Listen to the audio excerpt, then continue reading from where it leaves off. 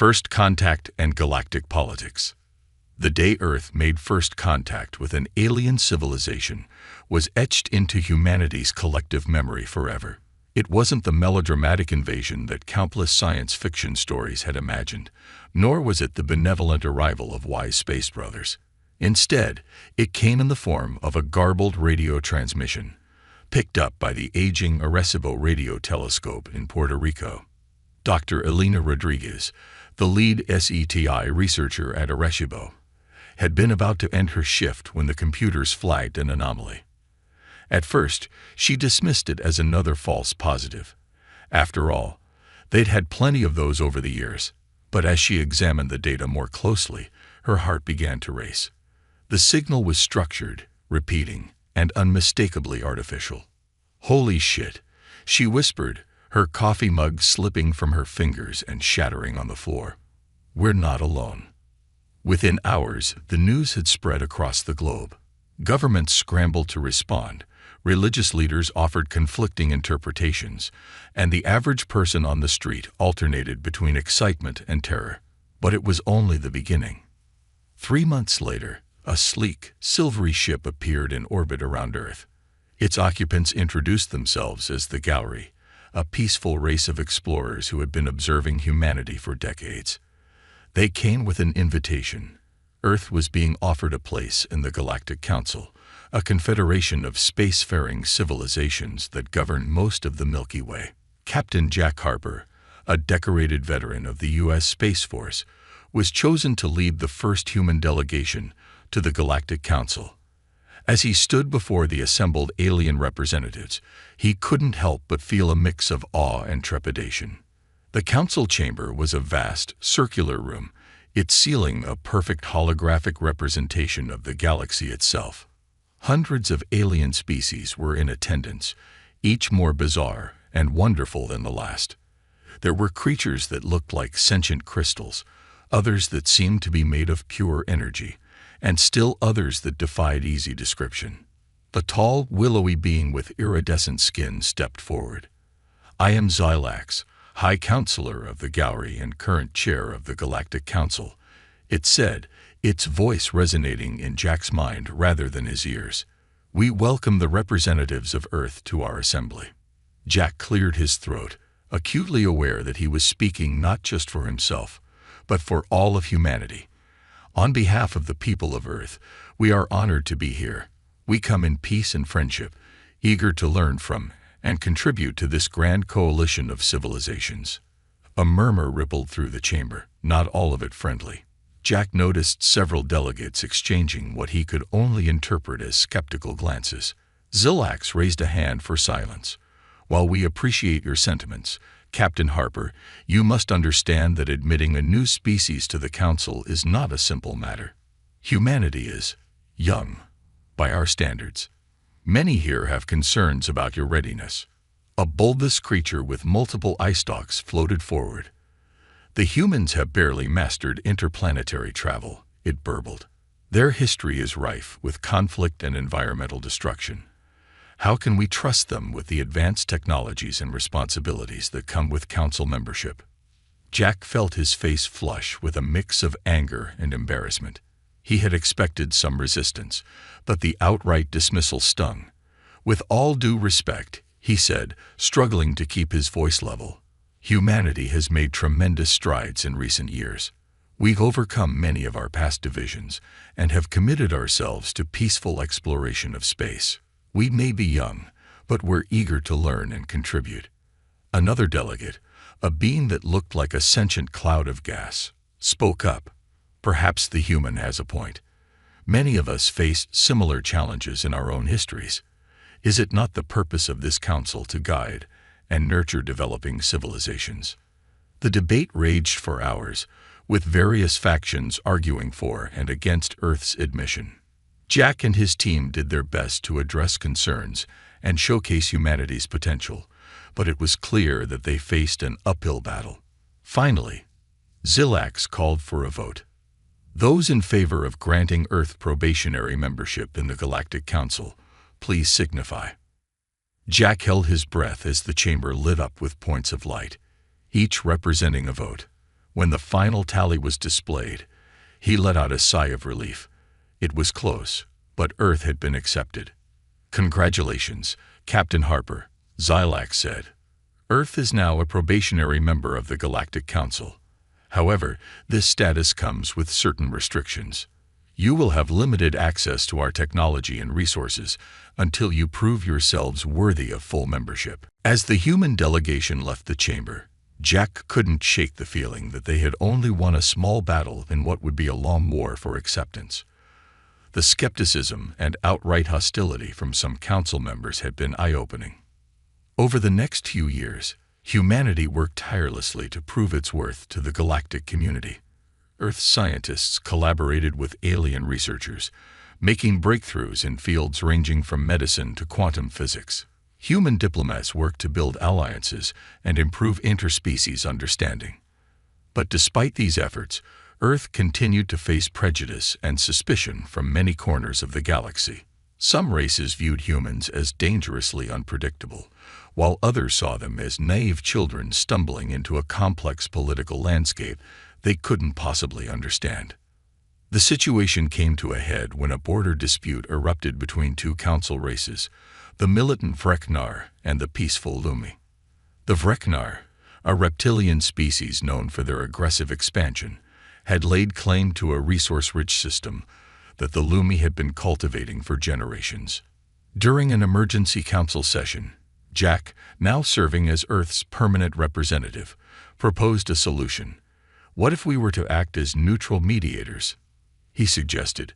"We have experience in conflict resolution, and as newcomers to the galactic stage, we have no vested interest in the outcome beyond maintaining peace."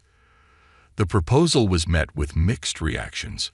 Some council members saw it as an opportunity to test humanity's diplomatic skills, while others scoffed at the idea of primitive humans mediating an interstellar dispute. In the end, desperation won out. With the conflict threatening to escalate into open warfare, the council reluctantly agreed to let the humans try their hand at mediation. Jack assembled a team of Earth's best diplomats, including Dr. Amelia Chen, a renowned expert in conflict resolution. Together, they spent weeks shuttling between the Vreknar and Lumi delegations, listening to grievances, proposing compromises, and slowly building trust. It was Dr. Chen who finally broke the deadlock. She proposed a novel resource-sharing agreement that would allow both races to benefit from the disputed system while preserving the Lumi's existing colonies. The solution was elegant in its simplicity, drawing on Earth's own history of resolving similar conflicts. When the agreement was finally signed, the council chamber erupted in applause. Even some of humanity's harshest critics grudgingly admitted that the humans had succeeded where others had failed. As Jack and his team prepared to return to Earth, Xilax approached them. "You have done well," the High Counselor said. "Perhaps we underestimated humanity's potential. Your unique perspective and problem-solving abilities could be valuable assets to the Council." Jack smiled, feeling a sense of pride not just in himself, but in all of humanity. They had taken their first real step towards proving themselves on the galactic stage. But as he looked around the council chamber, he couldn't shake the feeling that greater challenges, and perhaps greater opportunities, lay ahead. Little did he know that humanity's greatest test, and the true reason for their eventual ban from galactic warfare, was looming on the horizon. The Zarkan were coming, and the galaxy would never be the same. The Zarkan threat emerges. The relative peace that followed Earth's successful mediation of the Vreknar-Lumi dispute was short-lived. Just as humanity was beginning to find its footing in the complex dance of galactic politics, a new threat emerged from the depths of unexplored space. The first signs were subtle. Long-range sensors detecting anomalous energy signatures, scattered reports of missing ships along the fringes of Council space. But as the weeks passed, a chilling pattern began to emerge.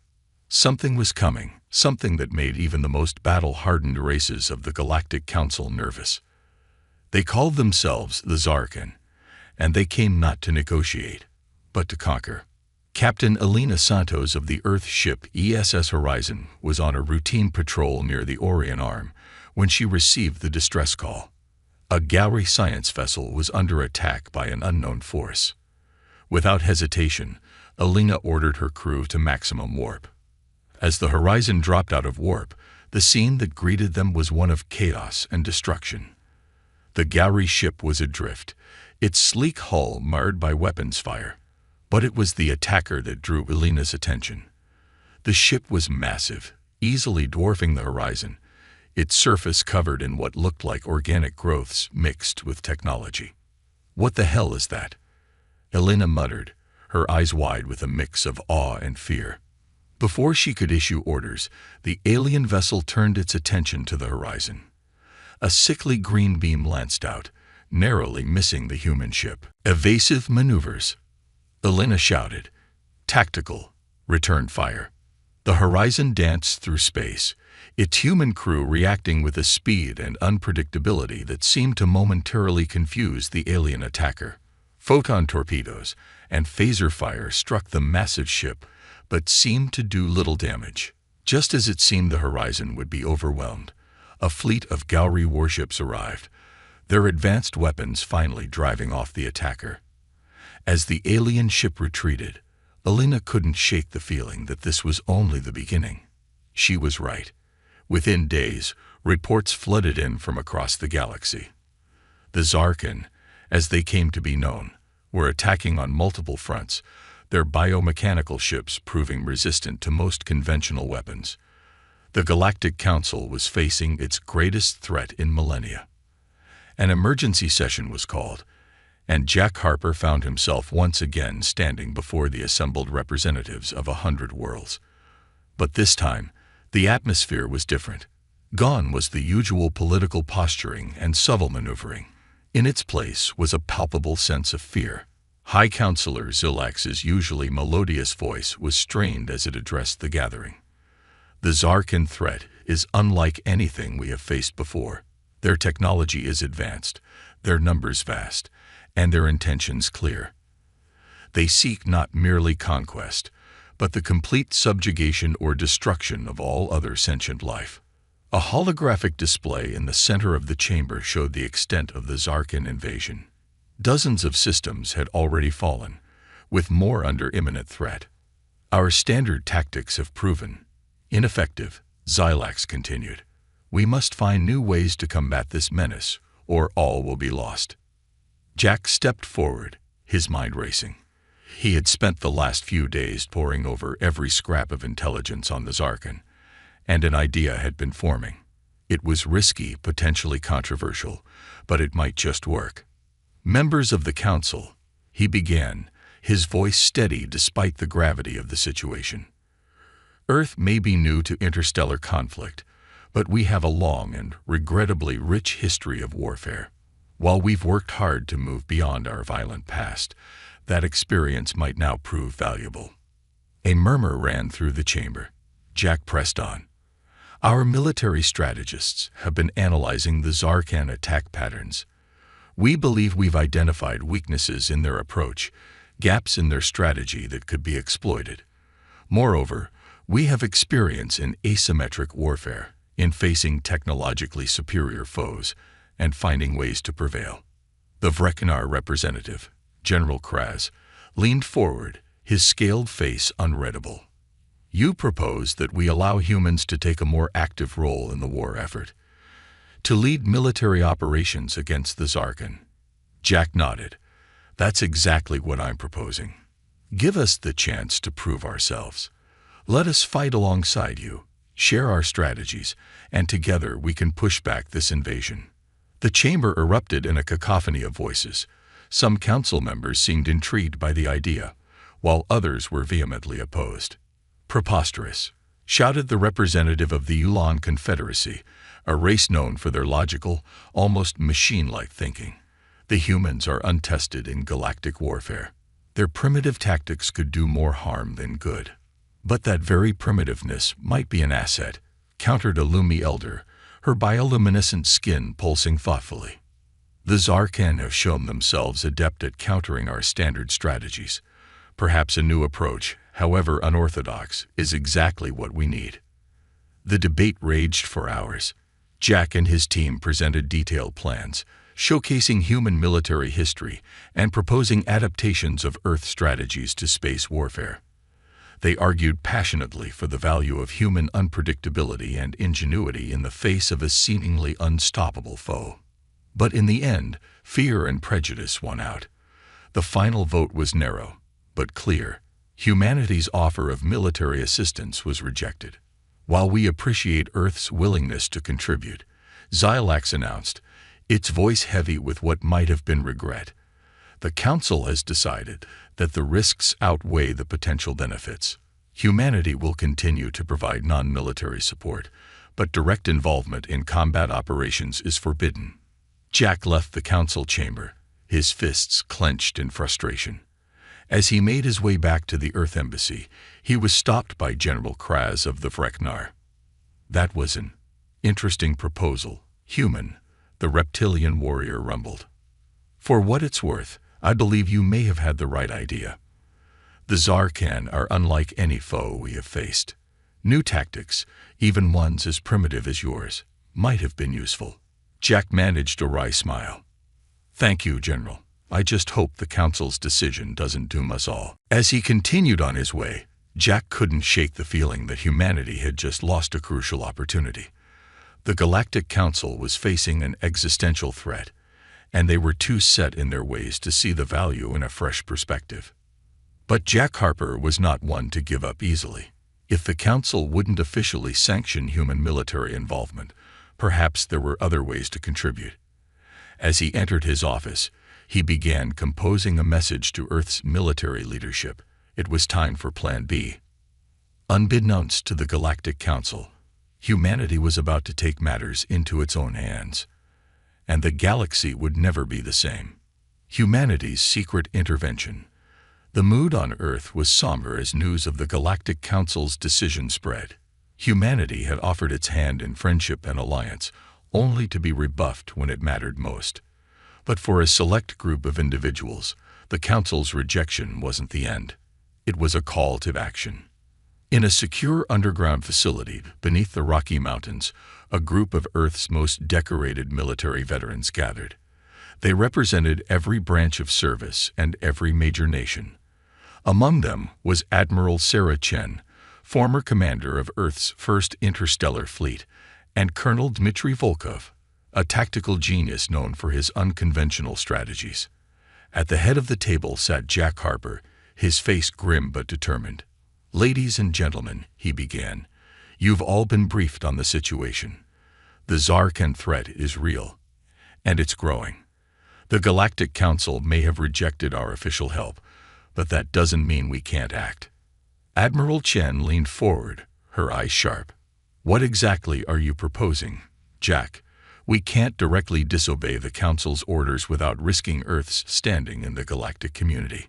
Jack nodded, acknowledging the risk. "You're right, Sarah.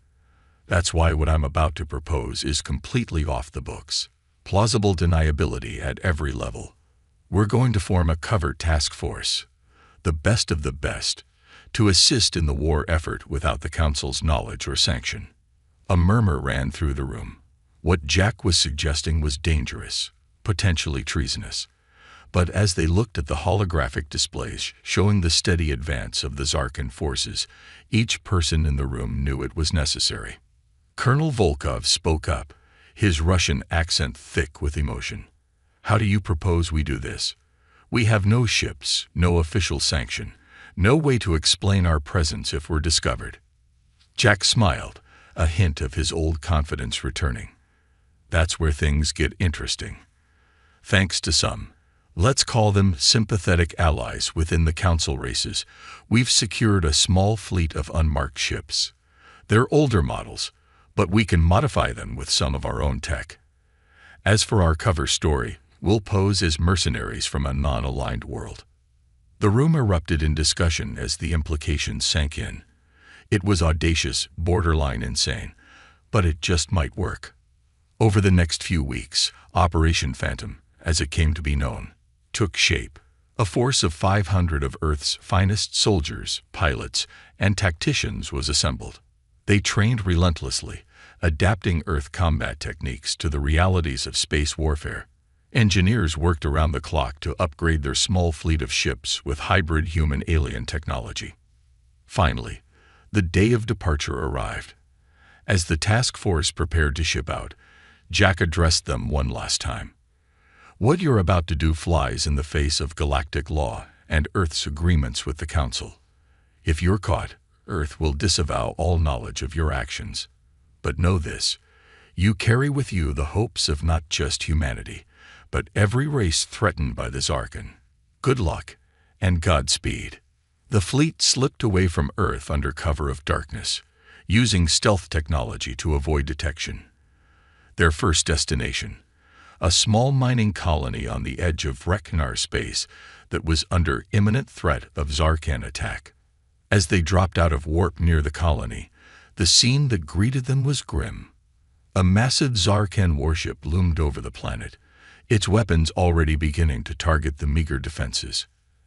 Admiral Chen, commanding the lead ship of the human fleet, didn't hesitate. All ships, battle formation Delta, fighters, launch and engage. Let's show these bastards what humanity can do. The ensuing battle was unlike anything the galaxy had seen before.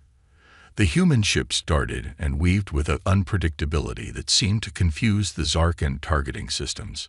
Earth fighters swarmed the larger alien vessel, exploiting weaknesses that the Council races hadn't even noticed.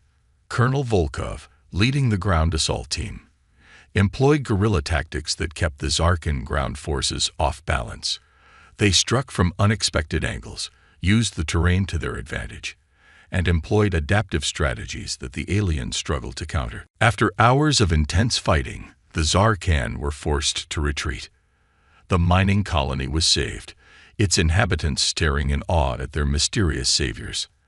As the human fleet regrouped, Admiral Chen allowed herself a small smile. First engagement successful, but this is just the beginning.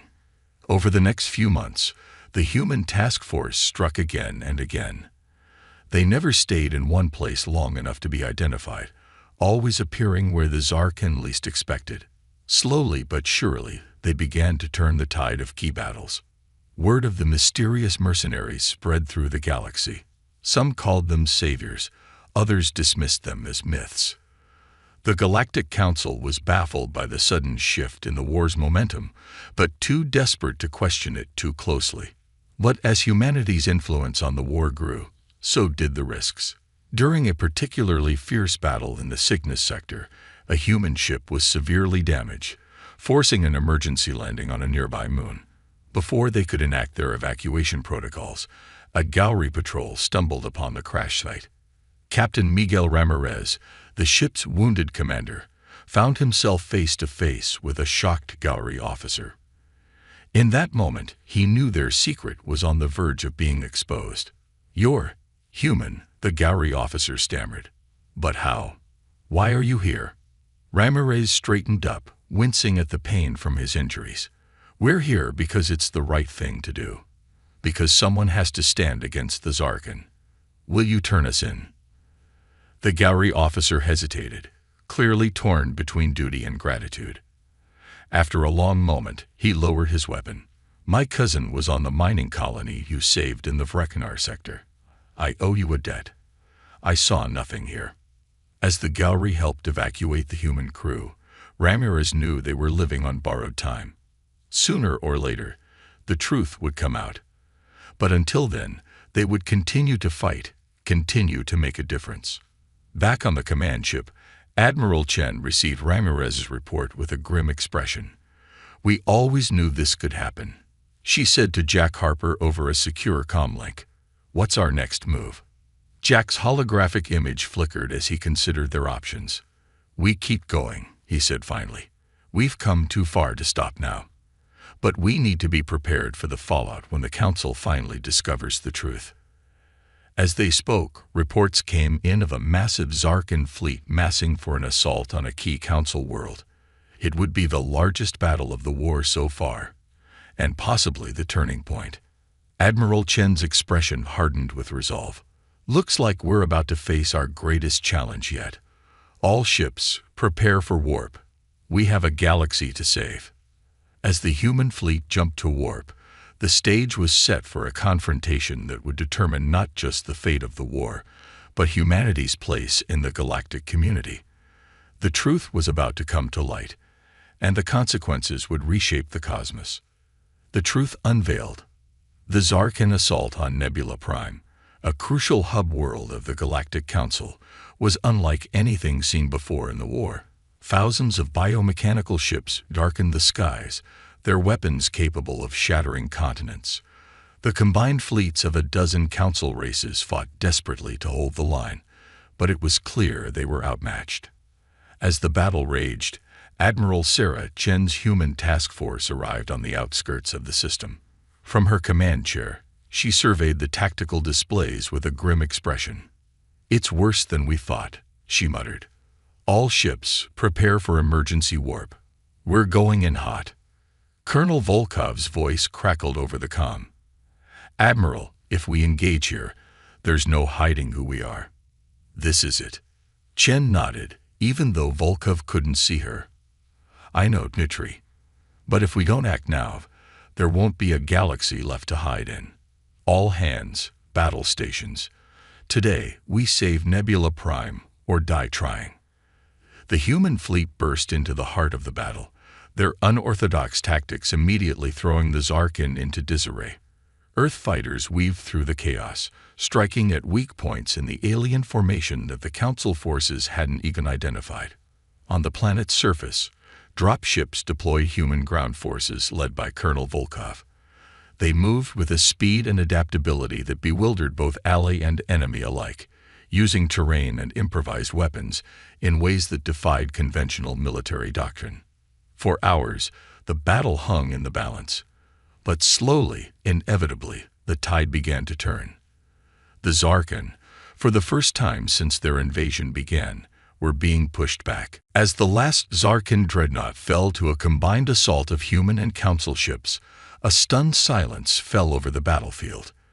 The council forces, finally having a moment to catch their breath, turned their attention to their mysterious saviors.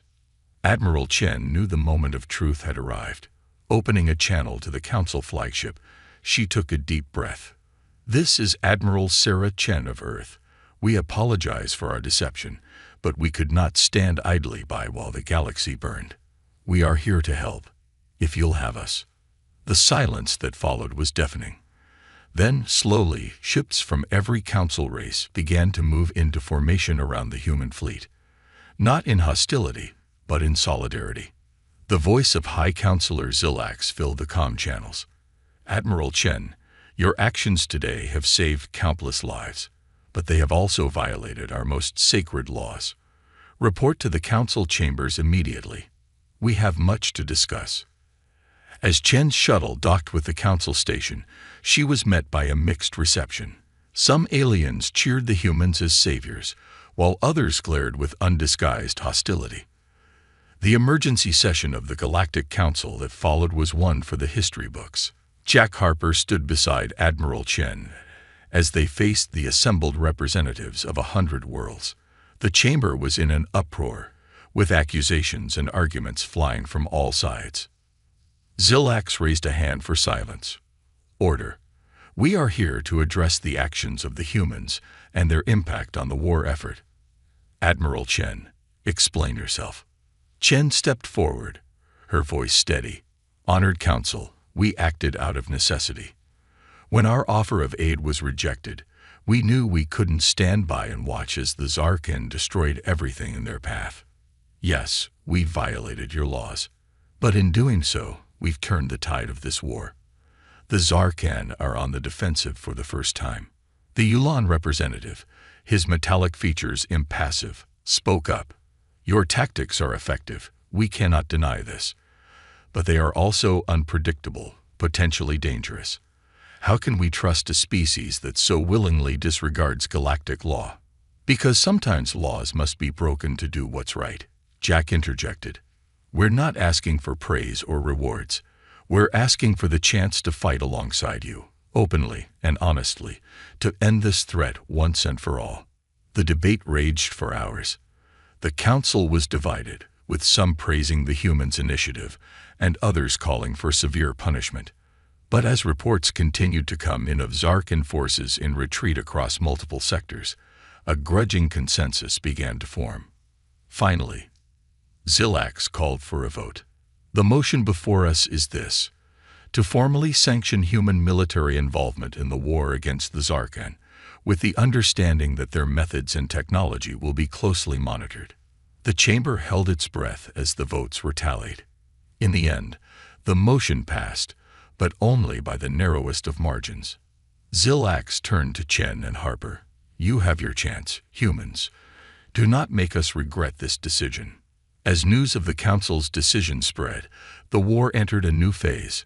Human tacticians worked alongside alien strategists, combining their strengths in ways neither had imagined possible. Earth opened its military academies to soldiers from across the galaxy, teaching them the art of adaptive warfare. But not everyone was pleased with this turn of events. In the shadows, a group of hardline council members began to meet in secret. They saw humanity's influence as a threat, not just to the established order, but to the very fabric of galactic society. "These humans are dangerous," hissed Cathal, a Vrock diplomat known for his conservative views. "Today they break our laws to fight our enemies. Tomorrow, who knows? We must find a way to contain them, to ensure they never threaten our way of life." As the conspiracy grew, so did humanity's successes against the Zarkan. With each victory, Earth's standing in the galactic community rose. But with that rise came increasing scrutiny and fear. The stage was set for a final confrontation, not just with the Zarkan, but with the very allies humans had fought so hard to win over. The true test of humanity's place in the stars was yet to come, and the outcome would determine the fate of not just Earth, but the entire galaxy. Aftermath and exile. The combined forces of humanity and the Galactic Council pushed the Zarkan back to the fringes of known space. It was a grueling campaign, filled with hard-fought victories and heartbreaking losses. But after 3 years of relentless combat, the seemingly unstoppable Zarkan invasion was finally halted. On a distant world that had once been a Zarkan stronghold, Admiral Sarah Chen stood alongside alien allies as the last of the invaders' ships flowed into the unknown. The war was over, but the real battle for humanity's future was about to begin. Back on Earth, parades and celebrations filled the streets of every major city. Humans had proven themselves on the galactic stage, their innovative tactics and indomitable spirit turning the tide of a war that had seemed unwinnable. But in the halls of power, both on Earth and across the stars, a storm was brewing. Jack Harper paced nervously outside the main chamber of the Galactic Council. The emergency session called to address the human question had been going on for hours. Finally, the doors opened, and he was summoned inside. The atmosphere in the chamber was tense. Counselors from 100 worlds regarded him with a mix of awe, fear, and barely concealed hostility. "High Counselor," Xilax's voice cut through the silence. "Representative Harper, we have reached a decision regarding humanity's future role in galactic affairs. But first, we would hear from you. Why should we continue to trust humans with the power and responsibility that comes with full council membership?" Jack took a deep breath, feeling the weight of his entire species on his shoulders. "Honored counselors, I stand before you not to make excuses, but to offer perspective. Yes, humanity broke your laws. Yes, we acted without sanction. But in doing so, we saved countless lives and helped turn the tide of a war that threatened all of us." He paused, looking around the room. "Our history is filled with conflict, it's true. But it's also filled with triumph over adversity, with leaps of innovation born from desperation. We don't just think outside the box. We forget the box exists. And isn't that exactly what the galaxy needed to defeat the Zarkan?" A murmur ran through the chamber. Jack pressed on. "We've proven our worth as allies. We're willing to learn, to adapt, to become part of this grand tapestry of civilizations. All we ask is the chance to stand alongside you as equals." The Yulan representative stood, his metallic features gleaming under the chamber's lights. Your words are impressive, human, but they do not change facts. Your species has demonstrated a disturbing capacity for violence, a willingness to disregard established norms, and an unpredictability that makes you dangerous allies at best, potential conquerors at worst. Is that not what makes them valuable? Countered Olumi Elder. The Zarkan nearly defeated us because we were predictable, set in our ways. The humans' lateral thinking saved us all. The debate raged on, with impassioned arguments from both sides. Jack watched, his heart sinking as he realized the depth of fear and mistrust that humanity's actions had sown. Finally, Zelax raised a hand for silence. We have deliberated long and hard on this matter. Our decision is as follows. In recognition of their service in the Zarkan War, humans will retain their probationary status in the Galactic Council. However, the High Counselor's eyes met Jack's, filled with a mixture of regret and resolve. Humanity is hereby banned from all future involvement in galactic warfare. Your military forces will be restricted to your home system. Any violation of this ban will result in immediate expulsion from the Council and potential quarantine of the Sol system. The chamber erupted in chaos. Jack stood stunned, the implications of the ruling washing over him. But why? He managed to ask when the noise died down. Zelax's voice was heavy. Because you are too good at war, Representative Harper. Your species took tactics and technologies from across the galaxy, and in mere years surpassed what other races took millennia to develop. The Zarkan were a known quantity, a threat we could understand. But humanity, you are an unknown. Your potential for both creation and destruction is unlike anything we have ever seen. The Vrak diplomat, Kithel, stepped forward. Let us be clear, human. We are grateful for your aid against the Zarkan, but we fear that the next threat to galactic peace may come not from outside our borders, but from Earth itself. This ban is as much for your protection as ours. As Jack left the council chamber, his mind raced with the implications of the ruling. Humanity had saved the galaxy, only to find itself feared and constrained by the very allies they had fought to protect. In the years that followed, Earth found itself in a unique position. Barred from military action beyond its borders, humanity turned its innovative spirit to other pursuits. They became the galaxy's premier diplomats, scientists, and artists. Human universities became centers of learning for species from across the cosmos, all eager to understand the race that had changed the face of galactic warfare. But the ban remained a point of contention. Some humans felt betrayed, arguing that they had earned the right to stand as equals among the stars. Others saw it as a challenge, a reason to prove that humanity's worth extended far beyond its military prowess. On the 10th anniversary of the Zarkan War's end, Admiral Sarah Chen, now retired, stood at a podium before a mixed crowd of humans and aliens. Her voice rang out, clear and determined. The galaxy fears us because they don't understand us. They see our capacity for violence, but not our capacity for love. Our potential for destruction, but not our drive to create. Yes, we are banned from galactic warfare, but that just means we must find new ways to protect and serve. We will explore the unknown, broker peace where there is conflict, and push the boundaries of science and art. We may be exiled from war, but we will make the galaxy our home. As Chen's words echoed across the assembly, a new chapter in human history began.